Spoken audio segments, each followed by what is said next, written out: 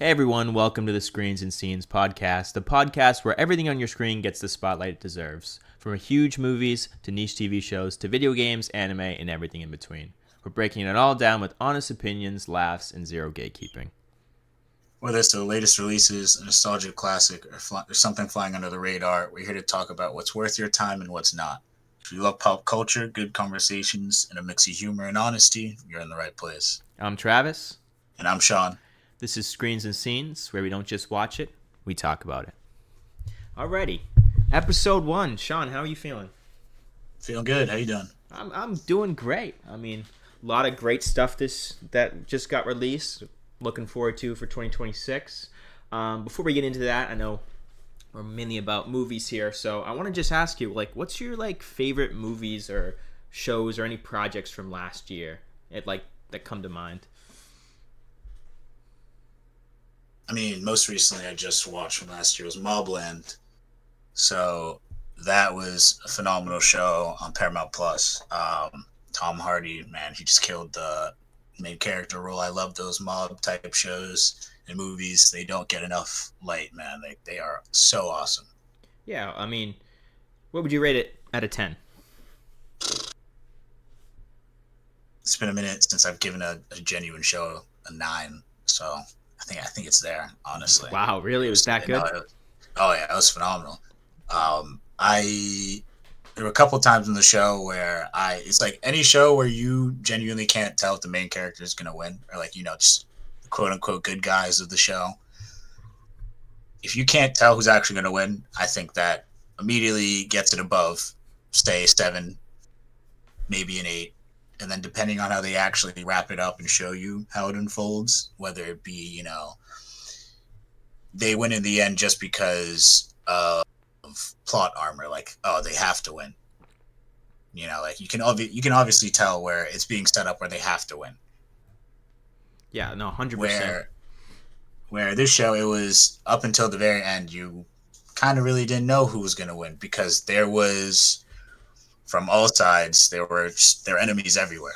So you didn't know who you could trust until the very last episode. So it kept you on your toes. Yeah, for sure. I mean, that's what really makes a good show. It's when there's actual stakes to something, because you don't really want to see the character continuously win or continuously lose, because it's just there's no guessing, there's no mystery, there's no tension, there's no really reason to watch it, because you already know what the outcome. That I also enjoy that with things like shows. Yeah, no, any show that can keep you engaged for the entire duration of however many episodes that the company wants to allow the team to do. That's how it really is nowadays, right? Yeah, for sure. But no, anytime they can really keep you invested from episode 1 till the very end, it's just a great show. And there's not many that can do that. A lot of shows nowadays have those filler episodes where they drop you off for a bit, or moments. Pacing's terrible. Right, exactly. Yeah. Exactly. This show, it hit everything right on the head. But for movies, Superman was definitely my favorite movie. Yes. Released last year. Yeah, that kind of leads me into mine. I would say that definitely my favorite movie, my favorite project in general, has to be Superman. Superman came out in the summer with Fantastic Four and all the other summer blockbusters, but I gotta say that movie, it was like a breath of fresh air for movies, especially superhero movies where that genre is kind of getting stale. They really wanted to do something, and James Gunn delivered. He made a banger of a film. That's all I can say. I think if I was gonna rate it, I'd definitely give it like a 9.5 out of 10. That's how much I enjoyed it. I know that a lot of other people didn't enjoy it as much just because of Henry Cavill's star power in that role, so they're used to seeing him and they wanted that darker Superman.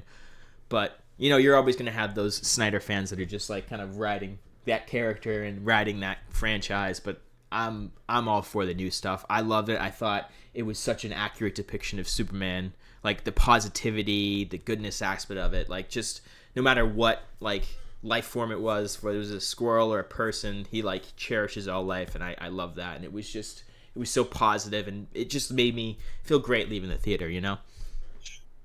Yeah, no, absolutely. Superman's character at the end of the day is centered all around hope and being a better person for the people around you, and obviously for yourself. And I think James Gunn, David Cornsweet, they did a lot of work to really understand what Superman was about, and they put that on display. That's what I really felt like walking out of the theater, is that there's still hope, and that is what Hmm. Superman is about. That's what that S symbol on his chest is about, is just hope. Now, I mean, to hit on that point too of the Zack Snyder fans, Henry Cavill fans, I love Zack Snyder, Henry Cavill Superman. It was a great movie, but I always tell people Really. that, oh yeah, I loved it. I love Man of Steel. I thought it was an amazing Superman. It still is an accurate representation of Superman. It's just not the comic book like nail on the head version. Like he's just more the combat ready Superman. Like I tell people all the time, especially now with this version of Superman, David Cornsweet's version of Superman, which I personally believe is the most comic book accurate. When you look for a comic book Superman, you'd watch David Cornsweet's movies, right? You'll watch like that Superman. When you want just an action like Superman movie where it really just shows how strong he is and like fast paced, like that is what action movies were then. That is Man of Steel. Like that is just undeniable. Man of Steel was the best action packed Superman movie. Hmm. Like all the other Superman movies, it's just slower action, right? Like yeah, in say Smallville, he moved a planet, right? But it was so slow paced. Like there was no like destruction, right? No other Superman movie showed that level of fast paced, like this is Superman fighting someone that can go toe to toe with him, you know, um, blow for blow, right? Like at that level. And I always tell people that's something that they forget. Like, yeah, it is a Superman movie, but it was also in a time of like, the Avengers, it was Civil War too, like right around the corner. Yeah, It that was was a just great all year. it was just all it was just all action during Yeah. that time. Yep. I will say that that's kind of a with a lot of fans now. That's kind of a crazy take. A lot of people do not like that film. Do you know about that? Yeah, I do. A Man of lot of Steel has always people been hated on. Man of Yeah, a Steel has lot of always been people hated. really hate that movie because of the pacing, the uncharacteristics of Superman, and all this stuff. The first time to watch it, the first couple times that I watch it, I can say that I really enjoyed that film. I liked that movie. I haven't went back and revisited it, but apparently the pacing sucks and it's really boring, so I might have to go do a rewatch on it. But I will say some of their arguments are pretty valid with like Pa Kent in that movie is very un-Pa Kent like. He's very negative, and I think he sacrifices himself at like the most randomest, stupidest time when it doesn't really make any sense for that scenario. Also, I think that they also have a really good point on the destruction of the cities. I know they're like, oh yeah, like protection of life. I get like, look, I get it. Like if you're ever watching like an anime or something like that, you can't stop the villain from destroying the city. You know, you can't like the battles at especially that scale, that level. It's very Dragon Ball Z esque, where it's just gonna destroy everything. And like I understand, but at the same time, they are kind of like valid where Henry Cavill does in fact attack Zod into those buildings and people and end up killing a lot of people. So it's very uncharacteristic of Superman, but I know it is supposed to be a darker Superman, which I mean I enjoyed, but a lot of people did not want to see that darker Superman. Right. And I completely understand that. I do get that. Um I do have to go against that Pa Kent comment. It was very on brand for Pa Kent. That sacrifice was pretty even like small. I think every Pa Kent adaptation, at least in the how do I say this, TV shows would do the same. In the Yeah. movies, I don't think so. In the TV shows, every iteration of like in Supergirl included, in the CW's Supergirl, Smallville, every set of parents, they're always against them showing their powers. That Yeah. is just always what that's always what they are. So I didn't think it was too uncharacteristic of Pa Kent to, yeah, he sacrificed himself at like a pretty. It could have been a better moment, but I mean, like it was in front of 30 people, and he was saying like, Yeah. "Don't save me in front of this tornado." That Superman would save him in front of that tornado. Yeah. Clark Kent can't save him.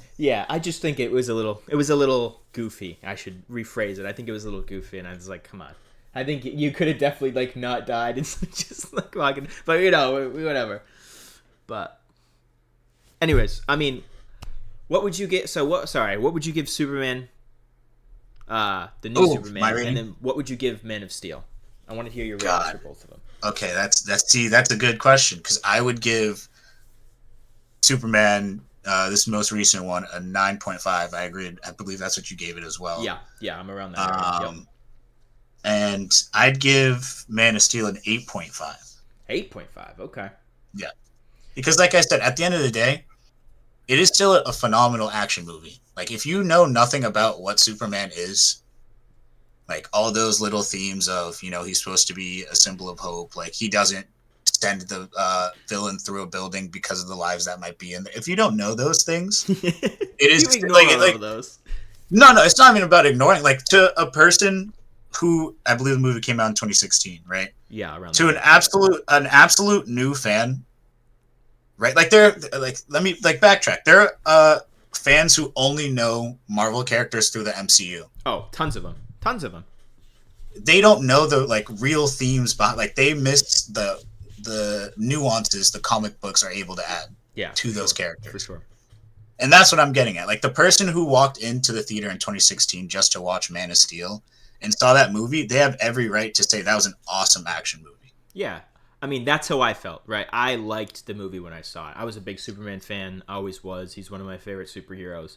I enjoyed the movie. I liked that it was very, Dragon Ball esque fight scenes where it's like that. Right. I haven't, again, that being said, I haven't went back and watched it in a while.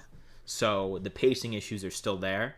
I will have Right. to watch it to kind of go from there. But Now, actually, hold on. Speaking of pacing in older movies, bringing it back to Spider-Man, mm, that's something people talked about with the original trilogy, is that the pacing was very different compared to the newer movies. different, yes, different for sure. We'll get into that in a second. I would say it's a good different, but what was? Let me just wrap this up by saying my rating for Man of Steel, from what I remember, was probably it's a solid 7.5 out of 10. It's not. I've always enjoyed it. Maybe I'll be lower on it when I go and revisit it, but I know a lot of people think it's one of the worst superhero movies of all time, which I think is kind of crazy. Period. Right. But going on to that comment with Spider-Man pacing in the older films, I get it. It is a different pacing. I understand, and watching it, it's different. But I think it works for those movies.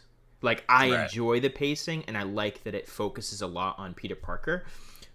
Exactly. There isn't a lot of like too much Spider-Man in those films, but I don't know, it works, right? It adds stakes to each moment that there's Spider-Man. It adds to its character, and I enjoy it more for that reason, the pacing. Mm. But Right. I It's like I feel like in the earlier movies, and we kind of lost it in the Andrew Garfield movies, but it's now back with the Tom Holland movies. Is as you're saying, the Peter Parker aspect, and like every time you put on the mask, is always like, is he gonna get like, is someone gonna find out? I feel like the original trilogy with Tobey Maguire would hit home with that on putting him in those situations where something's happening and he has to leave. He might be like with his friend. mean, yeah, the first Amazing Spider-Man had a lot of that, though. I feel like, That's and the true. and the, and the second, because you added the Harry Osborn subplot where he's trying to kind of hide that he's Spider-Man while saving his life, or Right, at being least friends, his right. dad's life, and I think his life as well. But Right. yeah, so that's a good transition. I mean, let's get into the trailer. Spider-Man: Brand New Day just dropped the trailer, and yeah, it was pretty hype. I mean, Shawn, tell me what you thought. I'm feeling great about it, man. I thought it. How do I say it? I thought it was refreshing in a way. Okay. My big thing about Spider-Man, like where he is currently, after No Way Home, right? I believe that was the last one, right? Yes. Yeah. Sorry, I always get them mixed up. They're also like similarly named In now. name, yeah. Yep. Yep. After No Way Home, that was his big like. I felt like that was his Infinity War almost. Like that was his end game Mm-hmm. essentially. Like, he got the big team up with Tobey Maguire, Andrew Garfield. They took down a bunch of villains and they reset the timeline. Obviously, this sets up Brand New Day pretty perfectly. But at the same time, this kind of is definitely refreshing for Tom Holland because it does feel like it's going to be his first movie where he's going to still be partnering with other heroes, but He's on his own. yeah, Officially. he's officially on his own. It feels like he's more so on his own. He's finally Spider-Man. Yeah. Now, how are you feeling about it? No, I thought it was great. I think the suit obviously is the biggest thing. The suit looks fantastic. It's one of the best suits that we've had. I mean, it's definitely up there. It's not my favorite suit. I think it's really hard to beat my favorite suit, but it's definitely up there for one of my favorite suits. Really? Yes. I mean, there What's is a your lot favorite to suit? explain this. I'll explain which ones I like. No, which one is your favorite? Oh, that's very easy. Amazing Spider-Man 2 has the best Spider-Man costume out of all the Spider-Man. Okay, all right. I can. I fucking love that suit. I think that is literally ripped right from the comic, and it's quite literally perfect.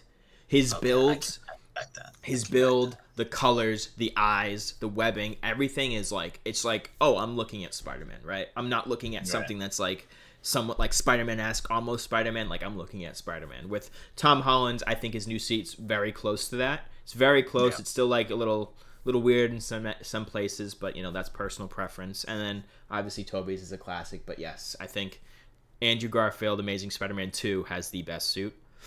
How about you? I also agree. I'm not gonna lie. The moment you said it, I rebutted at first without even thinking about it. The TASM suits are my favorite. They're also my favorite movies. I saw that suit in the trailer. I was like, this.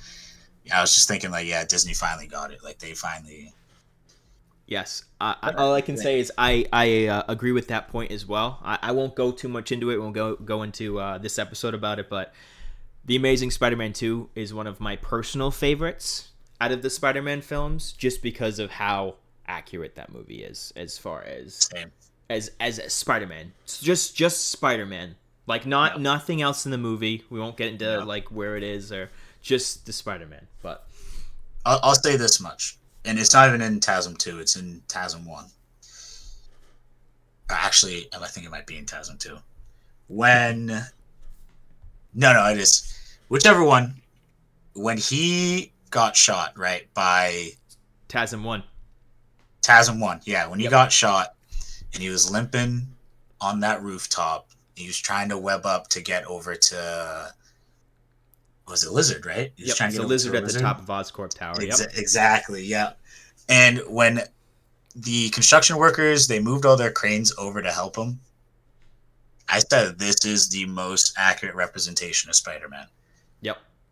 Yes. The only other time I'd seen that, obviously, was Tobey Maguire getting lifted off the train. Peak moment.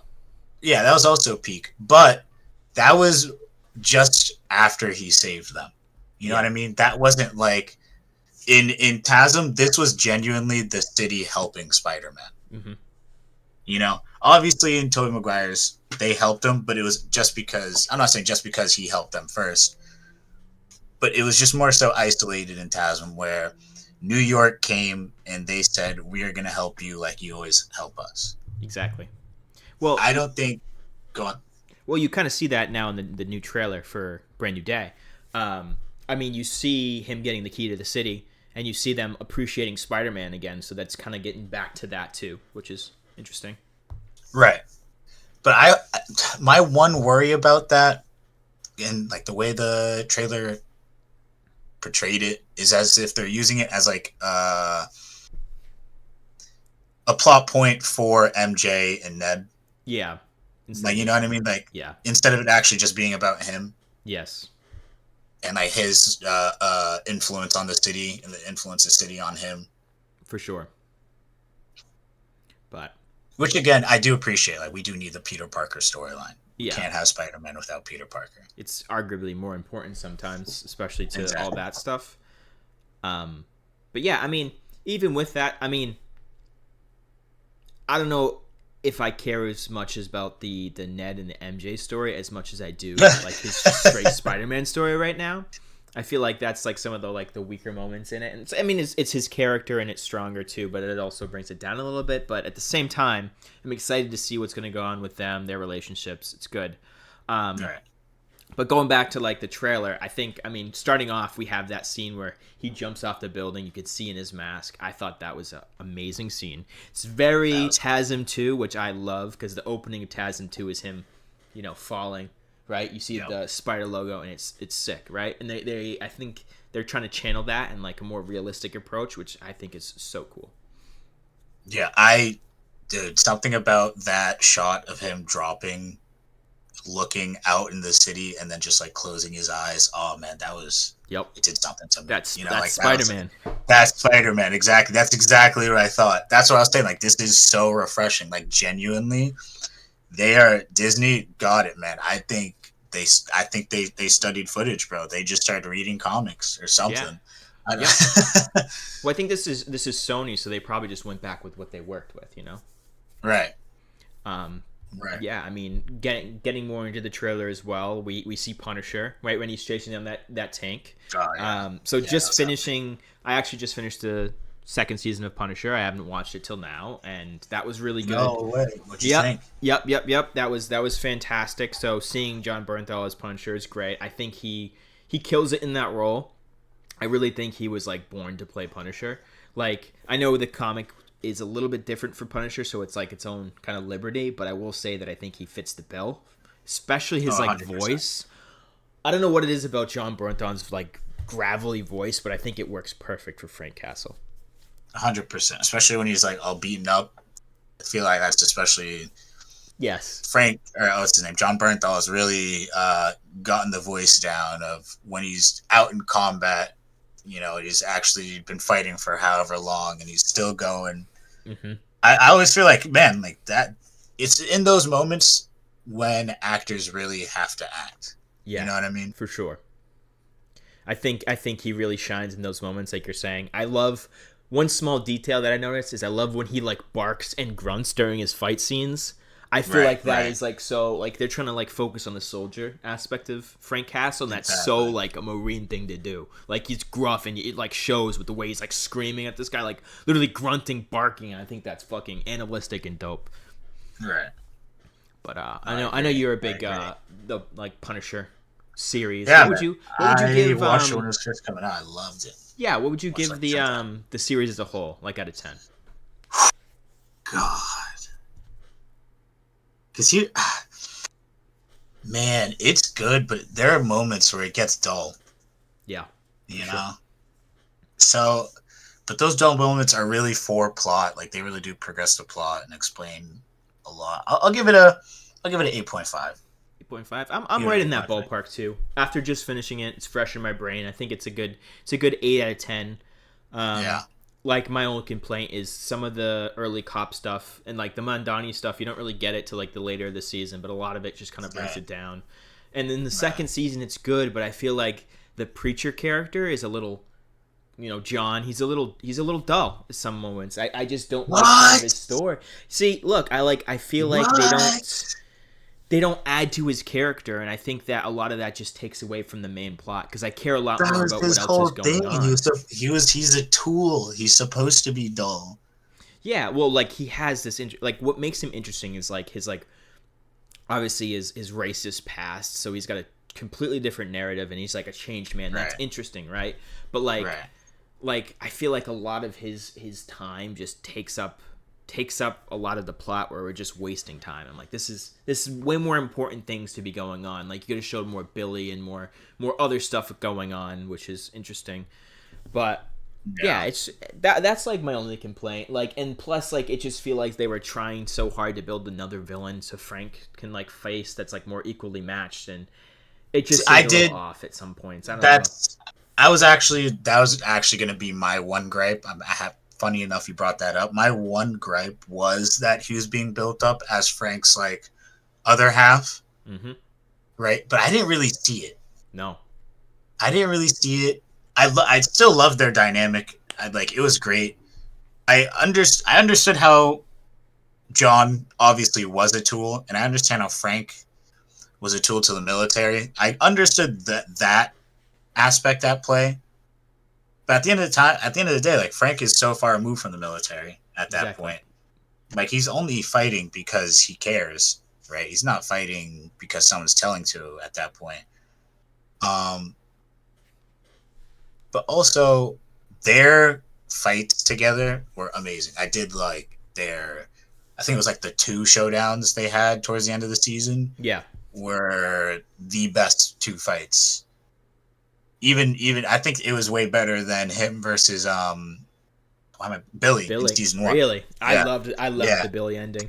I honestly loved Oh, it a lot with the carousel because he can't shoot. He's got the people, and they're like yeah. shoots Madani in the head, and then he ends up just because it's equally matched. It was It's tough good. for him, so It then was he really has good. to fuck his face up. I honestly loved Billy's character as well. I feel like they could have done a lot more with him in the second season, but like at the same time they couldn't just keep. I understand they couldn't keep Billy as like the main villain because the show would be too short, right? So you solve the Billy thing, and then it's like okay. But this other guy just kind of feels like you're just putting a billion there to just fill screen time, right? So you have this random girl that shows up, and then this girl, right, has this other plot that just Frank gets dragged into. And I get it, you want to like make it a longer story, a more complex, more like converging like stories, but I think that was just it wasn't done very well. That's my big complaint. I definitely think. I think I like season 1 a little bit more than season 2, but season 2 was still pretty good. But I think season 1, the way that it all runs together and all kind of like unfolds is really good. I genuinely think it would depend on the day you ask me which season I like more. It really depends because the whole David storyline with his family in season 1, I'm pretty sure that was his name. I loved it. But the low moments in that I felt were a lot lower in season 2 with the low moments with, I'm blanking on the girl's name. Mondani. No, not Mondani. The one that Frank was protecting. Oh, her name's Amy, I believe. She has a couple of names, she's like fakes her name. Exactly. Yeah. Like her storyline I thought was pretty cool. Like I was not expecting her to be some girl on the run having 10 different identities, being a part of whatever organization in the end. I was like, whoa, that's actually pretty crazy. Whereas season 1, we knew who David was from the beginning. Like we didn't have any of those kind of twists. We knew who everyone really was. Yeah.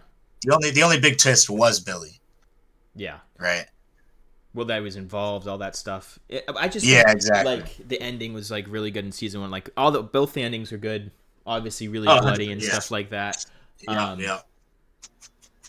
I mean, we should talk like favorite characters because I was thinking this. I'm like, one of my favorite characters in that show.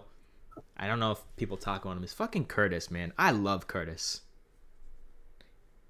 He's his friend. Oh, his best friend. Yeah. I was like, what? Who's Curtis? The one with the amputee, the doctor. He's awesome. He's awesome. Curtis. He is the moral compass of the show, but he's also just badass. Yeah, he's sick. He is also an absolute mercenary. He's amazing. I think he only adds to the show. Like he doesn't. Some characters take away from the show. Every time Curtis is on screen, I'm happy, right? Because you have him as kind of like this vessel for like PTSD and trauma with soldiers and cops, right? So they wanted to kind of like lean into that as like kind of like a show advocate for PTSD and more so how to treat veterans when they come back and how much they struggle. I liked that a lot. So there was always that going on, but also like Curtis as a character, as a person, his own morals is like kind of opposing Frank in his own way, but still being good and just being awesome. I just love every scene with Curtis. I love everything he does. I think he deserves his flowers. That's what I will say about Curtis. No, absolutely, I agree. I most definitely agree. Same thing. Now, sorry, go on. Go on. No, you go. Well, same thing with Billy, right? I think Billy is my favorite. Billy Russo is my favorite in season 1. I don't know. There's something about like him being like so clean cut and rich, but at the same time like an absolute fucking killer.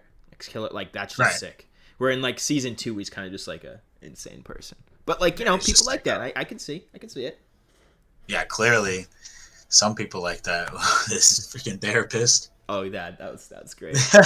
She had her own issues. Right. His own Harley Quinn. But no, overall, good show. Let's get back to the trailer. I just wanted to go on that little tangent because it's more relevant because, you know, Frank Castle's in this new one. Yeah. But yeah, so I mean, we see a And he's lot. getting his own little mini episode too, Yeah. or special. Yep. I mean, in this trailer, I think we see a lot of different stuff that we can break down. One of the things I kind of wanted to go over is, I don't know if you picked up on it, but when he opens the tank, there's that woman and her head goes back and it goes to the next person and the next person. Yeah. So clearly there's someone with mind control in it. A lot of people are speculating it's like Jean Grey and that's who Sadie Sink's going to play, but I don't think it's Jean Grey. I don't think it's Sadie Sink. I don't think it's going to connect to Spider-Man as far as the X-Men with Jean Grey. Do you have an idea? I have an idea. I know there's a couple of villains and who it may be. Right. But I honestly have no clue, but I just know that we're going to be dealing with some kind of mind control villain, and I think that might lead to Hulk being in it, and I think he might be an antagonist of the film just because he's going to go under mind control, kind of like in Age of Ultron with Wanda, how she puts him under. I think that might be something that they're going to do, but who knows? Who do you think? Who do you think is using the mind control? So, I mean, this is just my knowledge of Brand New Day. I didn't really read it growing up. I just like knew about it, similar to a bunch of stories in DC. Mm-hmm. But I knew it'd fit this story perfectly because it's in the comics. It's like right around the story when Peter Parker loses his marriage to MJ. Like it gets erased in history, and he's super depressed, as we see in the trailer. So it's like Mephisto. And that's right, and that's when that's where Mr. Negative gets introduced into the Spider-Man storyline. Oh, so it's Mr. Negative is what you're thinking. That's what I'm thinking. However, the only problem with that is in every iteration I've seen him in, I didn't know he could like just jump bodies like that. Yeah, I didn't think so either. I've read something online that it might be Mr. Negative, but I don't remember him having the abilities like that. So he could be a factor in that, but I'm not sure. Right, but I mean, I'm always up for. That's not really true. I'm not always up for them tweaking how they adapt things, right? Because let's say how they adapted Iron Fist in the show. That was, I think, the biggest letdown. Yeah, I didn't like a lot of the takes that they did. I love Iron Fist is one of my favorite personal superheroes. He's just one of those like niche characters that I've always liked. I don't like everything that they did, but at the same time, it's Iron Fist, and to get him like on a TV show was big for me. So I still like have that little, bias towards it. No, I still like the show. They did a lot to set up the Hand. And speaking of the Hand, do you actually think that's them in the trailer? 100% that's the Hand. What other ninja group would be in Spider-Man and result because we already have the Punisher, right? And we also saw Matt Murdock in No Way Home, so that it's got to be something with the Hand and something whatever. I know that they did get defeated, I think, in the Defenders. I'm pretty sure they got defeated. So I think it's the Hand, and I mean that leads me to the biggest point in the trailer, where they're kind of pulling a No Way Home trailer situation, because remember how they hit all the Spider-Man's post-production and they kept that scene in where the Lizard's face just gets fucking hit. I think that's in this trailer as well, with the Hand at the end, because you see him going off against the Hand in that slow moving trailer, right? Or the slow moving scene. That shot. Yeah, and he's at the top, right? And there's just a ton of empty space lower, like below him, like other people are jumping from the rooftop attacking the Hand. I think they're hiding something as well. No, I hope so, dude. I'd love to see Daredevil, in that red suit on the big screen. You think it's going to be Daredevil? I hope. I really, really hope. I know Charlie Cox has already gone on interviews and said that it's not him. He's not in the movie. But actors lie. Yeah, I mean, even if he was or wasn't, he would still say no. It's just like they did with No Way Home. Both Andrew Garfield and Tobey Maguire were like, we're definitely not in it. Then look what happened. So I think it's the same situation. I think it's got to be hiding probably like Hulk and maybe Daredevil. Probably Daredevil is a good one or another character, but we Well, have to just wait and see. They're clearly hiding something. So I I don't think they're. I don't think we could say they're per se hiding Hulk because I think Bruce Banner's directly in the trailer. yeah, Right. It's not too far to say that Hulk is gonna Hulk out at one point. if he doesn't It's just though, a. It's just if he doesn't, it'd be really sad. if he doesn't Hulk out during that entire film, I'm gonna be very, very upset. I know he's got that wrist Right. thing to control it, and like we see that, and he's clearly controlling his powers because he was having difficulty, and maybe just whatever. But I really want to see that, and like I said with that mind control villain, I think it's gonna get to Bruce Banner, and I think it's gonna go down. That's just what I'm Exactly. thinking right now. But Yeah. Oh, I no, 100%. I completely agree with your prediction. I'm saying I hope, or not even hope. I feel like we're gonna see Hulk. It's just gonna be in who he's gonna fight for. If yeah, he's gonna fight for the good guys or the bad guys. he also doesn't remember Peter Parker, so it's a big thing. You think so? You think he remembers him? He doesn't. I think Oh, he he doesn't. doesn't. He does not remember him. Yeah.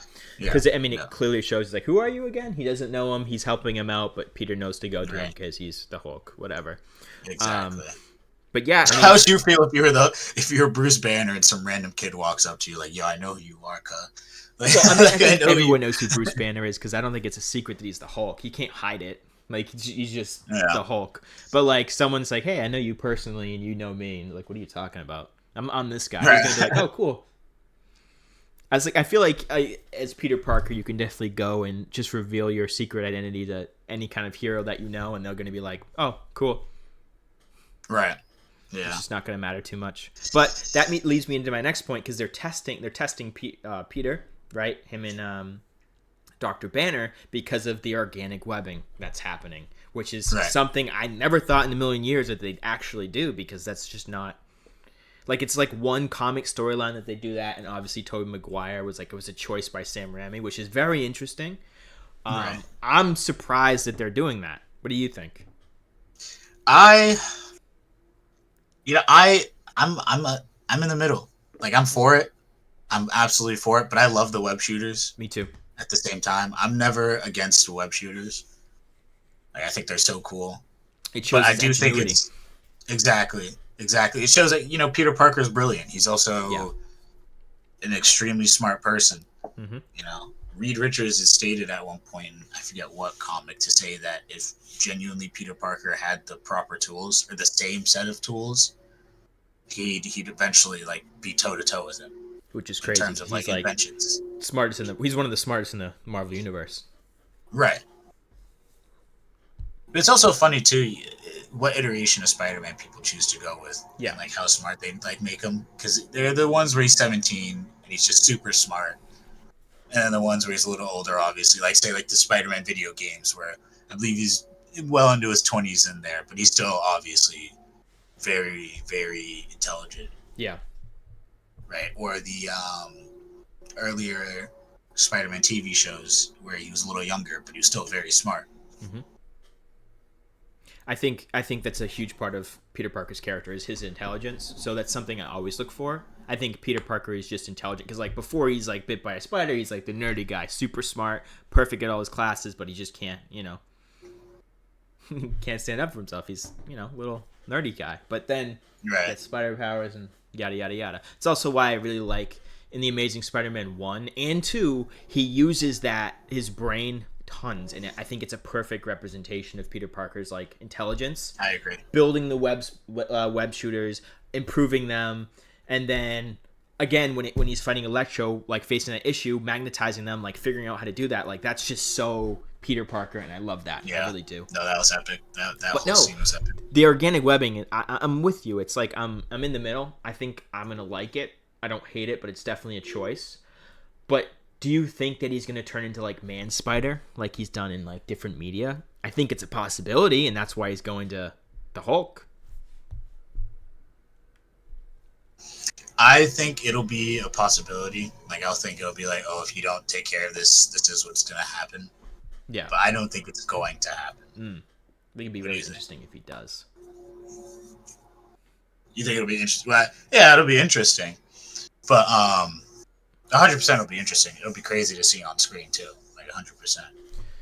I wonder. yeah, I honestly, there's so many more questions that I have, and that's what makes this super intriguing. I know that we kind of seen Sadie Sink's character. I believe that's the girl strapped to the chair. I don't know who she's playing. I Was don't know that? what. Yeah, I don't know why she's strapped to the chair, but I'm pretty sure that's her. I genuinely could not find her in the trailer. I think I I don't. think I think so. She's the one in green, strapped down, but we'll see. Yeah, Because I mean, if I don't think she's Jean Grey, people saying she's Jean Grey, I don't think she is. I think she's someone else. But yeah. I mean, that'd be a crazy tie into X-Men. I know Spider-Man is typically the he's usually the gateway. I feel like for every other team up. yeah, You know, I mean, he with really is. He Fantastic pulls everyone Four, together. yeah, with Fantastic Four, and the X-Men. I can't think Yeah, of any I mean, other. he is always running in with Wolverine. Are you kidding me? The comic Right, books, like, they're exactly, bros. Well, not kind of, not really, but exactly. kind of. Right, But yeah. frenemies. So I mean, I'm excited. I'm really excited. I think this is gonna be one of the, yeah, I think top 5 movies this year. Ooh, okay, that's a good question. Well, Yeah. not that. Well, that leading actually asking that question. What do you think is going to be, say, top three movie releases this year? Okay, so there's a ton of movie releases, and I think we should probably turn it into another episode. But right now, I think the biggest movies of the year, like the best selling, is gonna be hard. I'm gonna say it's gonna be Dune Part 3. It's gonna be uh, Doomsday, Avengers Doomsday, and it's gonna be a tie between Brand New Day and the Batman Part 2, because the Batman Part 2 is also this year. You're not wrong. You're not wrong. So That is, we have those going. It's a huge year for movies.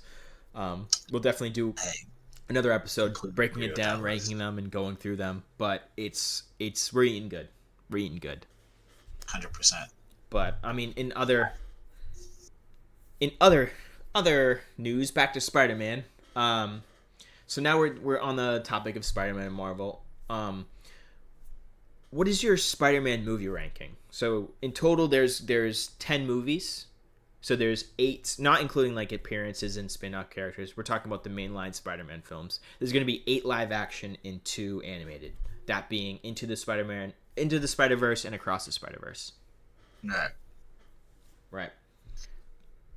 Well, let's break it. Let's just do top three for now because it's out of nine. It's pretty steep. 10. Yeah. Or do you want to do? All right, sorry, 10. Or do you want to do all 10? I mean, if you want to do 10, you could break down 3. I can give you my 10. I can just like kind of draft it up on the spot. We can talk about it. But what's yours? I'll run it down brief. So mine is TASM 2. Number 1. TASM, yeah, number one, undefeated. Okay. TASM 2. Then the first Sam Raimi Spider Man as a second. Number Then the 1. first number 2. Number 2. Okay. Or I'm sorry, are you saying which Spider Man of the trilogy? Yes. Yeah, number one, number one. Over 2. Okay. Okay. For the sole reason it's just that was my introduction to Spider Man. It's just so For a lot of nostalgic. people. Yeah, I get it. Like it's just man, I just can't. It's way too nostalgic for me. Then after for third is No Way. Sorry, not No Way Home. TASM, the first The Amazing Spider-Man, because again that was like my reintroduction to Spider-Man. hmm Came out And 2013, I believe. yeah, but 2012, 2013. this was after the Dark Knight stint. The '08. I forget what the name of the movie was, but I became a huge Batman fan in between. I forgot about Spider-Man. I'm not gonna lie. Well, So, when did Rises come out? It must have been the same time, right? Dark Knight Rises. yeah, I think they came out right around the same time. Okay. And exactly. So like, oh yeah, that's actually so true. That's actually so true. They did come out right around the same time. But since then, I've been a DC fan. I can't lie. But going on, No Way Home coming in fourth. Then we got the Sam Raimi movies 2 and 3, Into the Spider Verse, Across the Spider Verse, No Way Home, and then Homecoming. But actually, I kind of want to put No Way Home a little further up. I'd put them before the Spider Verse movies. Really? You're not big in the Yeah, Spider Verse movies? I I am not at the same time. Okay. Okay. That's a take. I think that I, I think I get where you're coming from, but a lot of people would be pretty pissed off at that. But go off. yeah, no, it's like I love them, but I have to be more in the mood to watch them than I am the rest of the Spider-Man movies. Yeah. Okay. So That's the only you that's have the only reason. no way home around like 7, and then into Across, and then would you put Homecoming? Yeah, I put Homecoming last. Okay. That's another. I mean, valid take. A lot of people don't love Homecoming. So if I'm ranking Yeah, mine, where are you putting yours? so this is I'm gonna do two rankings for you. I'm gonna give you one that I think is like I'm gonna go from the best, like the best to the worst, and then I'm gonna give you my favorite to the worst, like to my least favorite, right? So Okay, as okay. far as the best Spider-Man movie, that's a tough one. I think the best Spider-Man movie has got to be Sam Raimi's Spider-Man 2. I think Spider-Man 2 is the best Spider-Man film. Like as a movie. After that, we're probably gonna go Across the Spider Verse, into, and then, I think after that it's Spider-Man 1, Sam Raimi's Spider-Man 1, and then No Way Home, Mhm. TASM 1, then it's gonna be TASM 2. So I have Sam Raimi Spider-Man 2, I have Across the Spider-Verse, Into the Spider-Verse, Spider-Man 1, Yeah, No Way Home, TASM 1, yeah. TASM 2. Then it's got to be Spider-Man 3 I think I'm putting or what's the other? I What's think the other I'm Tom Holland putting movie? Homecoming. Yeah, really? It just as a movie, yeah. So Homecoming, I think I'm missing one. No Way Home. Did you ever say No Way Home? No Way Home is number 5. Okay, yeah. No Way Home. Uh, sorry. Yeah, Homecoming, and then um, Far From Home, and then 3. Yeah, I think 3 Did I might be forget the worst. about Or Far From Home? actually, no. I think I'm gonna switch it up. Sorry, I think I forgot about Far From Home. last one. I think you said it. I mean, I have it down on my list for you. I think number. So this is my ranking. This is the official. Mhm.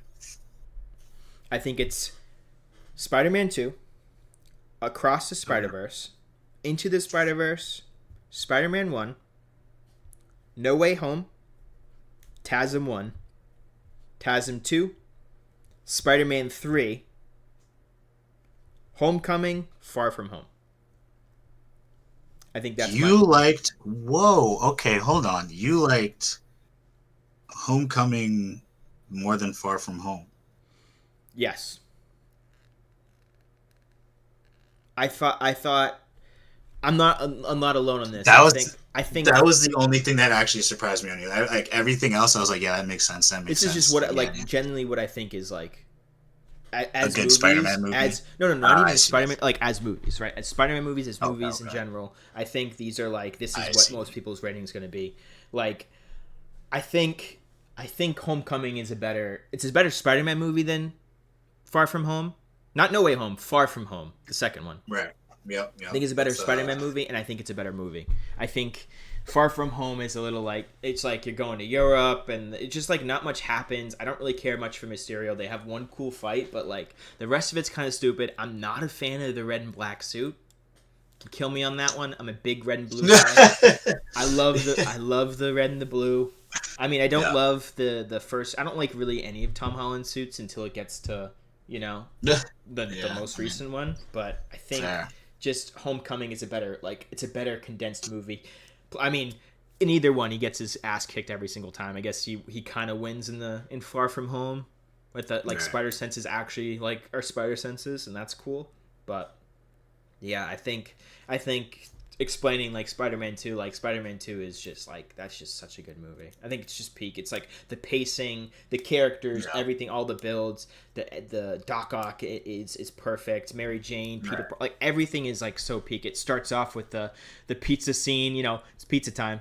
It's too good. It's just too good. It's just such iconic. Yeah. I mean, both of those movies are. So I'm gonna keep that. But now those are aside from that.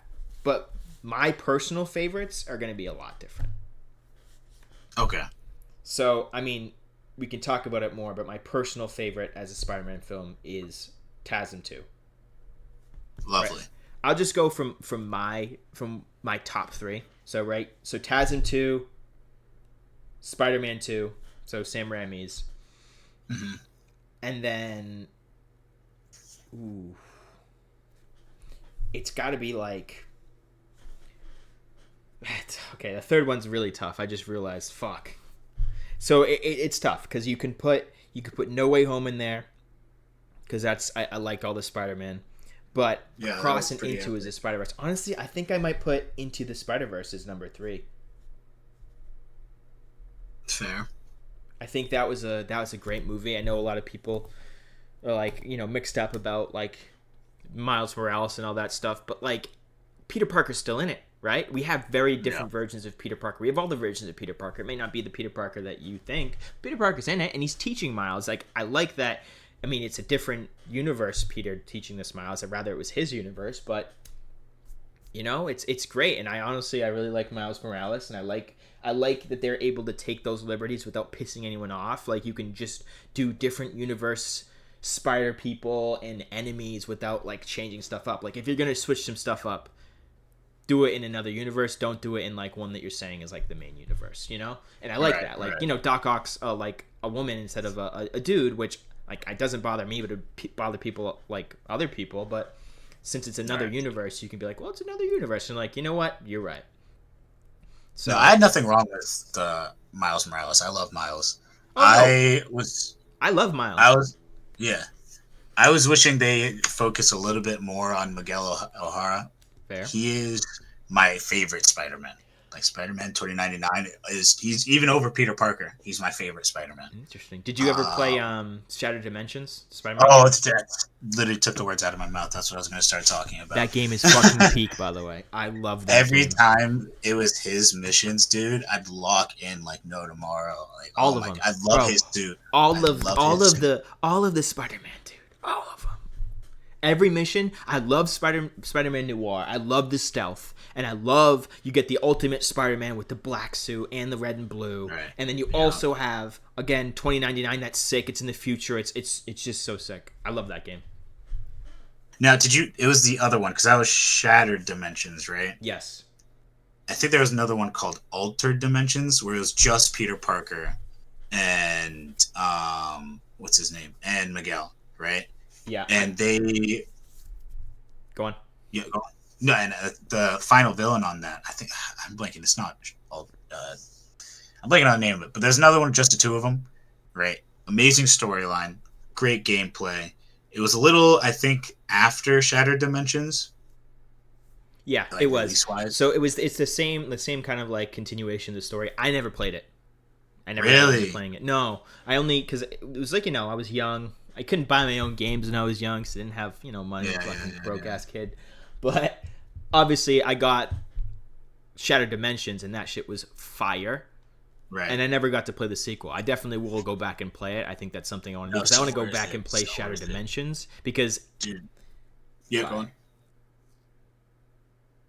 No, the last fight in it was just so. Excuse me, sorry. bless you, bless you. The last fight in it was just so epic. It was you fight the main villain twice. The first time, it's like one of those ones where you're supposed to lose, Yes. right? Like no matter how good you play it, no matter how much you dodge, you lose, Mhm.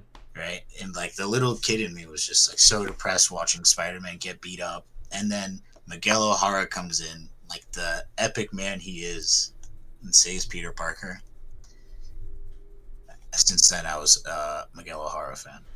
Fair, fair. I'll have to play the second one. Who's the main villain? I'm pretty sure it's Venom. Is it Venom or Anti-Carnage or like? Forget. Oh, actually, you might. I think it might. Oh God, it's been a minute. I know It it's a might be. it's a symbiote. Let's just leave it at that. It is. Yeah. I know it. I have to play the game. I only played it when I was, like a kid. Yeah, it's a bunch of games I want to return to. I mean, that one included Shattered Dimensions because I mean, think about the game. Think about the boss fights too in that fucking game. So good, so Right. good. Because like, Edge of Time. Edge of Time is the name. I'm sorry. I got oh, it. okay, Edge of Time. Yes, yes, yes, yes, yep. Such a phenomenal game. But yeah, no, that's there. I mean, if it's the same, then it's gonna be fire. I never got around to playing it, but I do know about it, and I've seen people play it, so I do want to play that. But when I do my replay, but Shattered Dimensions, the villains in that. Because think about it, like your Ultimate Spider-Man, you're facing Electro, like the full body Electro, right? Where he's not just like a Right. dude in green and yellow spandex. He's like full Right. blue, sick. Deadpool, you're fighting fucking Deadpool. Sandman, Craven, it was like a bunch of fire bosses. I think 2099 fights Doc Ock, like 2099 Doc Ock. I forget who else he fights. But it's a good boss battle. Noir is like Tombstone, which is fire. And then another one, I don't remember who else he fights, but those missions were sick too. But Every Spider-Man game, I think, is an immediate banger. yeah, I mean, Yeah. I couldn't agree more. I love Spider-Man games because I mean, Spider-Man is my personal favorite superhero. I know you said you really like DC, so I know yours is Batman, but Spider-Man has always been my number one. Fun fact: my actual favorite my actual favorite DC superhero is Green Lantern. Green Lantern, okay. I've Yeah. heard that a lot. A lot of people like Green Lantern. Do you like Hal Jordan or John Stewart? I'm a Hal Jordan fan. They're both amazing in every way. John Stewart is an epic Green Lantern. He has amazing feats. However, the amount of times I've seen Hal Jordan embody what willpower is just so undeniable. I can't say any other than maybe Kyle Rayner. Kyle He's just Rayner. Oh another. yeah, he's the new guy. People really like him. He's really strong too. Yeah. Really really strong. Yeah. He ends up, he long story short, he ends up like encompassing the entire light spectrum of powers. He becomes one of like the strongest guys. Even still, Hal Jordan is my favorite because he's the strongest Green Lantern. That's why. Well, he's also he's the OG. You know what I mean? I mean, Right. yeah, he's the OG. I think there might have been a Yeah. Green Lantern before him. Yeah, Alan Scott technically. Yeah, was didn't he get before defeated Hal by Jordan. just like the color yellow though? Like anything painted yellow, he was just useless to. Hal Jordan still has that. Does he really? He No, he also, doesn't. yeah. So That definitely wrote that out. they wrote it out eventually, but Hal Jordan like did have that for the first like early part of his release, comic issues. Like I'd say like the first 15 years with Hal Jordan, he still had to deal with that. That's so funny. Yeah. But they wrote it out. The way they wrote it into the story, other than just being the color yellow, was pretty cool. Like how they actually like gave a reason behind it other than, oh, it's literally the color yellow. For Alan Scott, it was just the color yellow. Yeah, I remember there's a panel where Batman and Robin paint a room and themselves yellow and just beat the shit out of them. Yeah, exactly. Exactly. But I mean, then again, comics were supposed to be goofy then. Yeah, They weren't actually telling stories. Yeah. Now, when they were giving a reason to it, I don't want to spoil too much, but it was the embodiment of fear. Yeah. Like when you think of fear, you think the color yellow. For some people, so that's why it was yellow, because the opposite of will, being green, is yellow. It's fear. Fear. Yeah, I know it makes sense. So that it makes sense in the color spectrum. I'm pretty sure green and yellow are opposites. I don't know about that, but I think they're similar. At least, but I don't know. Yeah, at least in the aspect of fear and will, it goes against each other, and that's what they were playing at. For sure. I love. Like that's also why I love Green Lantern, because he's just the embodiment of willpower. Same with Spider-Man. Like a good thing about his character is willpower. His will. It's like perseverance. Exactly. It's perseverance is to be able to get back up. Resilience. Exactly. That's what I love about Spider-Man 2, and that's his whole character. It's resilience. It's getting your ass kicked and keeping it pushing. Right. when you take a character and you literally make that their superpower, that's Green Lantern. That's why he's my favorite. Like Yeah, a lot of every people like Green character, Lantern. He's cool. He's cool. He's got a every lot of cool stuff. right, 100%. Yeah, it's funny that you say Hal Jordan. So my first exposure to Green Lantern growing up was the Justice League cartoon. And in that, Hal Oh my Jordan's not god, the main Green Lantern. yeah, John It's Stewart. John Stewart. So for the longest time, and I had like a one of the games that goes along with the shows on my Game Boy. So the longest Yeah, time, I just genuinely thought Green Lantern was John Stewart. John And Stewart. then he popped up as a white guy, and I was like, "Who the fuck is this guy? Who is this guy? That's not Green Lantern. That's some boring ass dude." I was like, "What? That's not my guy." And then I was like, Right. "Oh, he's." So a lot of people think Hal Jordan is the original. He's technically he's the Green Lantern. You know, he's Yeah, it really depends on what you were exposed to first. yeah, but he is Green Lantern. Like he is the He out of is. No, all he the Green is. Lanterns, like it's Hal Jordan, and he's like the Yeah. most credited. He's like the best Green Lantern. So I get it. No, All I right. mean, yeah, as a Hal Jordan fan, absolutely. Yeah, I'm okay. Okay, so wrapping it up because we're kind of getting to that time. I do want to read the new synopsis that was just dropped after the Spider-Man trailer for you and get your thoughts on it. And then after that, I think we can go into a few trivia questions I have prepared for you. But so this is the new synopsis.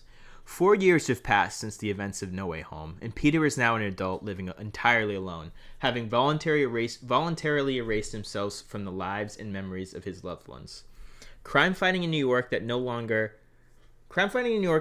knows his name, he's devoted himself entirely to protecting his city. Full-time Spider-Man, but as the demands of him intensify, the pressure sparks a surprising physical evolution that threatens his existence. Even as a strange new pattern of crimes gain rise to Even as a strange sorry, it was trouble reading this. Even as a strange new pattern of crimes given rise to one of the most powerful threats he has ever faced. So he's facing someone new. Right. Strongest enemy yet. Yeah. He says the most powerful threats he's ever faced. Threats. Oh, more than one. Excuse me. Well, yeah, I mean, even in the trailer, we saw Scorpion, we saw that body jumper. Yeah. Um, Scorpion's not who too else? powerful though, you know what I mean? It's got to be someone else. Right. Even still, Scorpion's Not Gargan. he can be a problem. He can still be a threat. You know what I mean? Yeah. He's not a big supervillain in terms of like stakes, but in terms of attacking who Spider-Man is, you know what I mean? Like he is one of those supervillains that'll break a column to take down the roof of the building to escape. Mm-hmm. If there's civilians in there, you know what I mean? I think I'm gonna cut that whole thing. Not just because I read that like shit. So let me just put this to the times. I'm like, I'm just gonna cut it. It's a little going off. Yep. All right. So trivia. Hold on.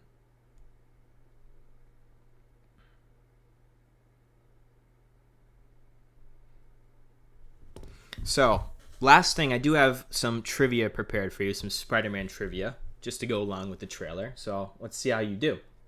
All right. Word. Oh boy. So it's gonna range from easy to hard. We'll see how many you get. There's definitely some curveballs in here, but we'll see how you do. So first question, first trivia questions. Who's producing Spider-Man? Oh Jesus. What company is producing Spider-Man? This is relatively easy. Oh, okay, Sony. Yeah. All right. When does the movie release? Brand new day. Isn't it? Oh wow, it's like July 26th, right? July 31st. Close enough. So. Ah, All right. Another relatively easy one. So there's two people who created Spider-Man. Can you name either one of them or both of them? Stan Lee Yep. was one of them. I can never remember the second guy. Oh god, I literally was just watching an interview with Stan Lee talk about him too. It sucks too because I went to the Spider-Man museum not even a month ago. Chicago, right? Yeah, Fire. All right. The other person was Steve Ditko. I'm still gonna give you it because Half a you point. got Half a Stanley. point. That's fine. So you're Yeah, now. everybody knows Stanley. Everybody knows Stanley. Yeah, you're now 2 for 3. All right. The Punisher makes his MCU movie debut in this film. What year did the first Punisher season come out? 14. 2017. No. Yes, it was a lot late because it was after Daredevil. You got to think. I know, And Daredevil was around 2016, I believe. See, that's my thing. It was I didn't know if it was before or after 2016, but I also felt like that was a very short amount of time for them to do Daredevil, Jessica Jones, Luke Cage, Iron Fist, They then pumped them out. Defenders. Jessica Jones started it off, and then it was Daredevil, and then But they did just pump them out. Man, I thought you were gonna get that one. Okay. Nah, dude. So Zendaya's character in Brand New Day in these Spider-Man films is titled just MJ, but only MJ. Traditionally, what does MJ stand for? Mary Jane. My guy. Watson. Okay. Exactly. So including this one, how many films did Tom Holland appear as Spider-Man, including this one? Hold on. 5. Nope, 6. Including this one. 6. 6 is your final answer? Shit, 7. I'm sorry. Yeah, that's 7. 6, 7. What's your final answer? 7. 7 is correct. Because you got to think, you have 3 of his own movies and then 3 of the Avengers movies because Civil War. Right. And then this is going to be his 7th time as Spider-Man. Civil War was actually the one I forgot about. I started off with 4 Tom Hollands, and then I said Infinity War and Endgame. And I was like, wait, no, I feel like he's been in another. All right. And that's when I was like, oh, yeah. Question number 7. There are 2 main Spider-Man villains in this film. 2 main. You see one of them in the trailer. Do you know what the other Spider-Man villain in this movie is? We know about him. He's in the credits, and they've mentioned him, I've heard them mention him, but he's not in the trailer.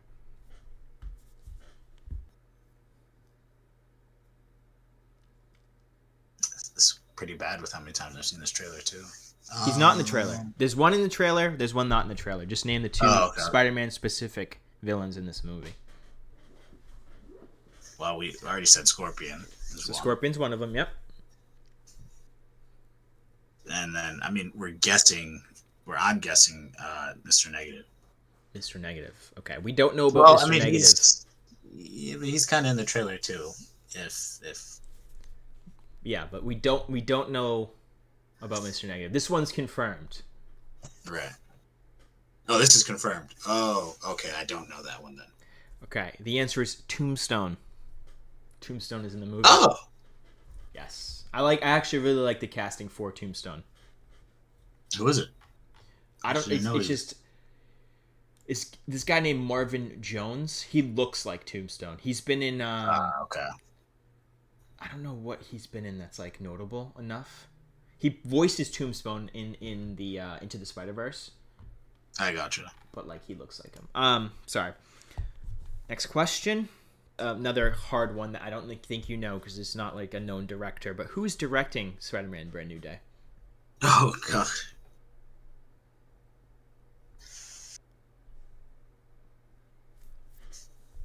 If you don't know, we'll just tap out.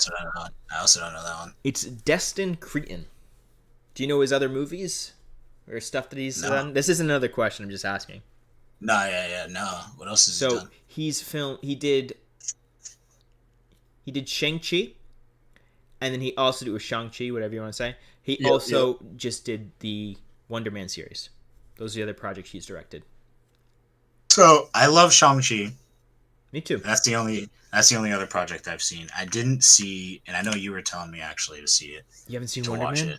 Oh, no, I haven't gone around to Wonder Man because after you told me to watch is when I started watching Mobland. It was that same week. Yes, but definitely watch Wonder Man. It's a good standalone show.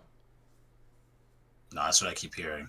It's about if you know about the acting world, it's very just acting world-esque. So And then, I mean, that was my next question, but we kind of just talked about it.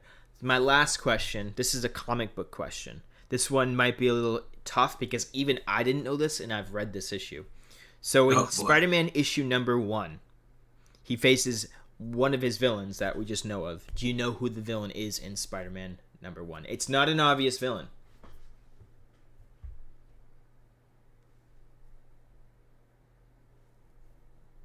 In the first issue.